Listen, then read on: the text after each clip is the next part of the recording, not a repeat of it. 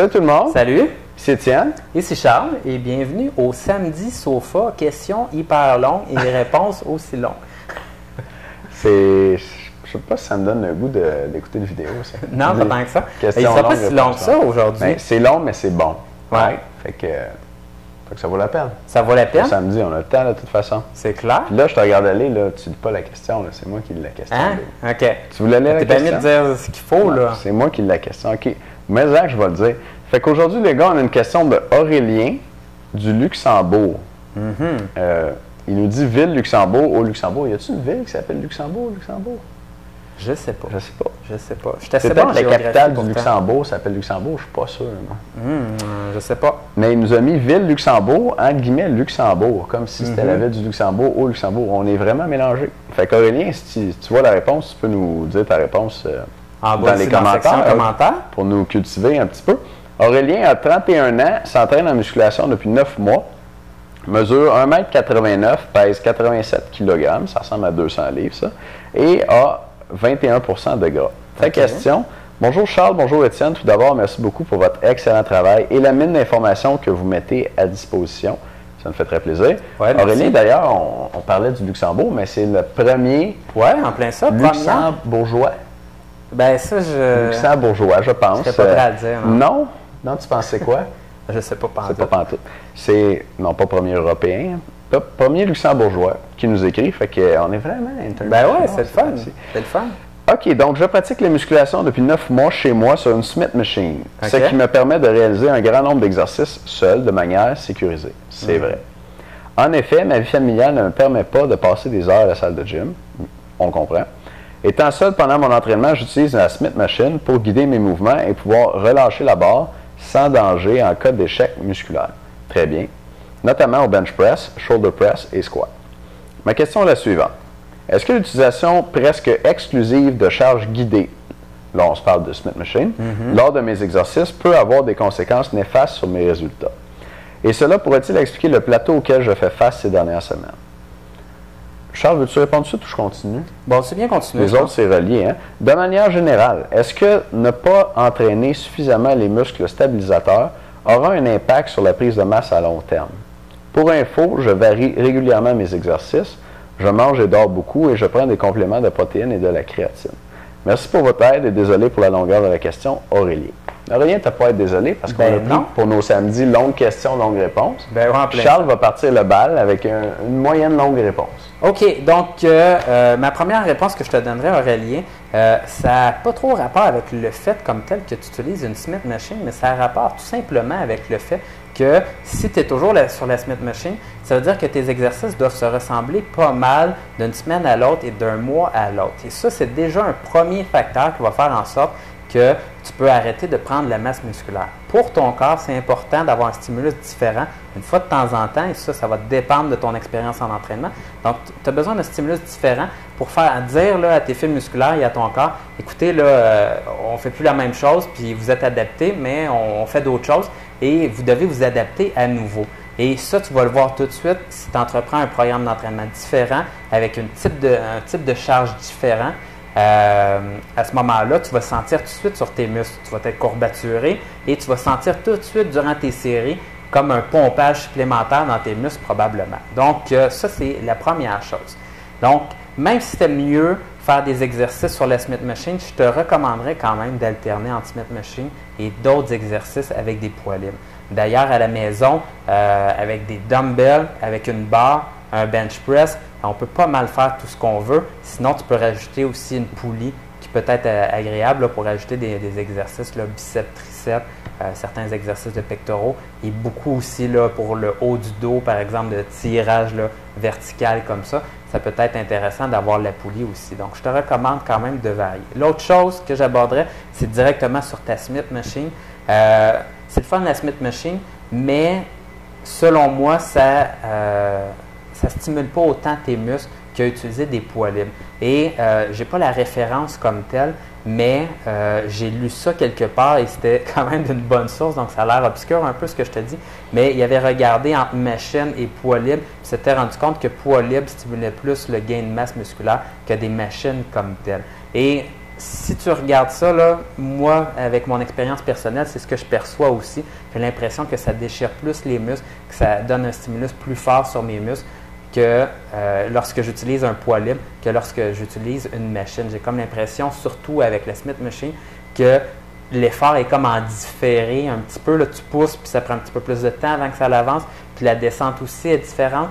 Donc, je n'ai pas d'explication scientifique comme telle à te donner, mais je suis pas mal certain de mon coup que la stimulation est un peu moins grande sur tes muscles.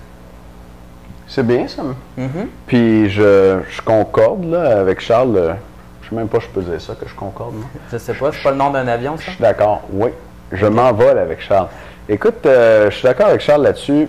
Avec une Smith Machine, la quantité d'exercices est limitée. Puis à cause de ça, il va y avoir moins de variété. Puis possiblement, ça pourrait expliquer en partie ton plateau.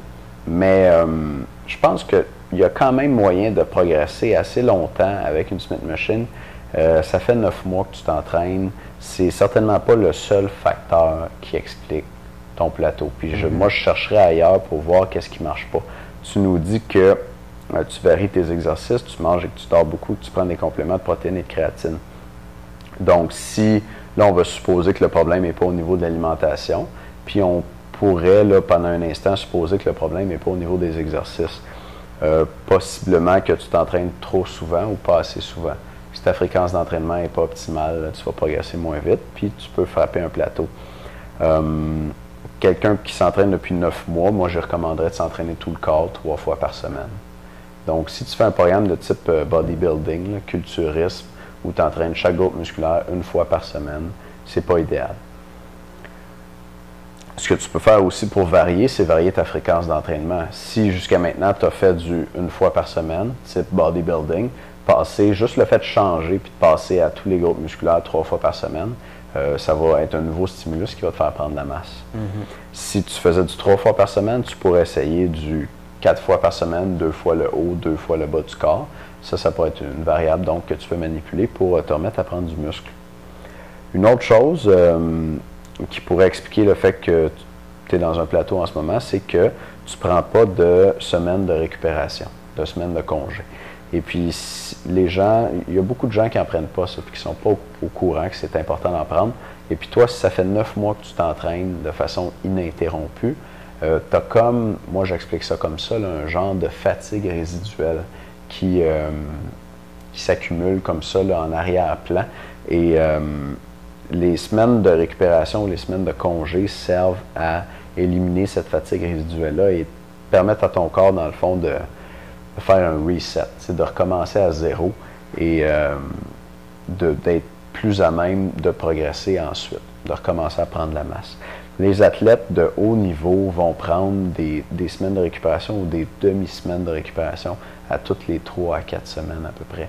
C'est très important de le faire parce que quand tu t'entraînes, ton corps se répare et devient plus fort, pas pendant les entraînements, mais entre les entraînements. Et puis, les gens, là, d'après mon expérience, les gens qui, ça fait longtemps qu'ils s'entraînent, qui n'ont pas pris de semaine de congé, vont revenir dans leur semaine de congé plus fort qu'avant. Puis là, vont avoir l'impression que pour les mêmes exercices, tout à coup, c'est facile de pousser la barre parce que le système est bien reposé, frais et dispo, puis il est capable de travailler fort à nouveau. Fait que je regarderais de ce côté-là pour ce qui est des variables qui pourraient expliquer ton plateau. Puis là, j'aimerais ça répondre à la partie sur les muscles stabilisateurs, Charles. Oui, juste avant, je mettrai un petit exemple. Vas-y. Probablement que vous avez déjà vu, puis toi, Aurélien, tu as déjà vu aux Olympiques, lorsqu'ils ont fini leur compétition, ils sont en train de se faire interviewer. Souvent, ils se font demander qu'est-ce que tu vas faire là, maintenant que les Olympiques sont finis.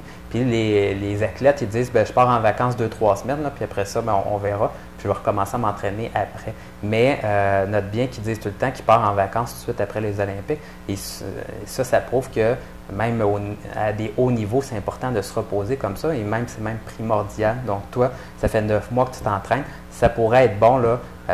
Je te recommanderais de prendre une bonne semaine de repos là, avant de recommencer un nouveau programme d'entraînement. Je te recommanderais également de débuter quelque chose de différent avec un nombre de répétitions différent, un nombre de séries par exercice différent. Tu peux essayer une méthode différente aussi d'entraînement. et des exercices différents, c'est ce que j'ai dit. Donc, tu peux délaisser un petit peu la Smith Machine pendant un bout, utiliser un peu plus des poids libres, puis après ça, tu reviendras à la Smith Machine. OK, super, bon point. Je vais finir avec les muscles stabilisateurs. Tu nous dis, de manière générale, est-ce que ne pas entraîner suffisamment les muscles stabilisateurs a un impact sur la prise de masse à long terme? Bien écoute, c'est sûr que les muscles que tu n'entraînes pas ou peu, s'hypertrophient pas ou peu. Hein? Fait que ces muscles-là qui ne sont pas entraînés ne vont pas contribuer à ta prise de masse générale. Puis, dans les exercices comme ceux que tu nommes, là, bench press, shoulder press et squat, il y a quand même un bon nombre de muscles stabilisateurs. Donc, si tu ne les entraînes pas, peut-être que tu laisses de côté, là, de cette façon-là, un 3 à 5 kilos de muscles si je compare l'ensemble de tes muscles stabilisateurs qui sont sollicités pour ces exercices-là, si je les compare chez un sédentaire versus quelqu'un qui est très entraîné et qui ne fait pas des exercices à la Smith Machine, eh bien, on parle peut-être d'une différence de 3 à 5 kilos pour quelqu'un qui mesure 1,89 m comme toi. Fait que, est-ce que ça peut avoir un impact sur ta prise de masse à long terme? Oui. Est-ce que c'est un grand impact? Pas nécessairement. C'est à toi de voir les pour et les contre. C'est certain que si tu suis le conseil de Charles puis tu te mets à faire des exercices avec des poids libres, ça va travailler tes muscles stabilisateurs, puis ça va solliciter ces muscles-là. Donc, ça va t'aider pour ta prise de masse. Si tu veux vraiment juste y aller sécuritaire, pas t'acheter d'autres équipements, ça ne fait pas une énorme différence, là. Mais je pense qu'on a bien répondu à la question. Oui, absolument. Puis, dernière recommandation, je te dirais encore, moi, j'utiliserais des poids libres si j'étais toi pour des exercices comme les biceps, les triceps, des exercices que je pense que tu as acheté un petit peu la Smith Machine aussi parce que tu ne voulais pas avoir à aller dans un gym puis tu voulais que ça soit plus sécuritaire. Donc, des exercices pour que ça soit plus sécuritaire, probablement que tu peux garder pour bench press, tu peux garder pour le squat. Mais sinon, pour les autres exercices, je t'encourage fortement à utiliser des poids libres. Tu vas voir une bonne différence là-dessus. L'autre chose, c'est que je te dis aussi, c'est sûr que sur une Smith Machine, l'angle de mouvement là, reste toujours droit comme ça. Donc, c'est pas pareil, par exemple, là, à ce que au bench press, tu as un mouvement comme ça. Et au squat aussi, tu as un mouvement de la barre. Si tu vois la barre à la descente là, de quelqu'un qui fait un squat, ça ne sera pas pleinement comme ça. Il va y avoir un petit peu de variation, un petit peu plus en arrière, un petit peu plus en avant, ce que tu n'as pas avec la barre avec la Smith Machine. Très bien. Voulais-tu ajouter quelque chose? Non, ça va être tout. J'ai assez parlé. Ben moi, je vais ajouter qu'on vous encourage à aller voir la vidéo sur la méthode d'entraînement cardio 4 par 20 pour avoir un bon cardio head cut. 4 par 20 parce qu'il y a 4 types de séances d'entraînement cardio qui durent 20 minutes. Parce que le cardio, c'est long et c'est plate. Puis, il y a moyen de rendre ça très efficace pour perdre du gras et devenir cut en 20 minutes. Fait que j'ai préparé 4 sortes d'entraînement cardio optimisés pour perdre du poids, perdre du gras et devenir cut. Et puis, je discute de tout ça dans la vidéo que vous pouvez voir. Je vais mettre le lien en dessous de la vidéo. Et allez voir ça. Oui, aujourd'hui, c'est la dernière journée où on vous en parle. Donc, c'est la dernière journée qu'on met le lien en bas de la vidéo. Donc, allez voir ça, tout le monde. Merci de nous écouter. Salut.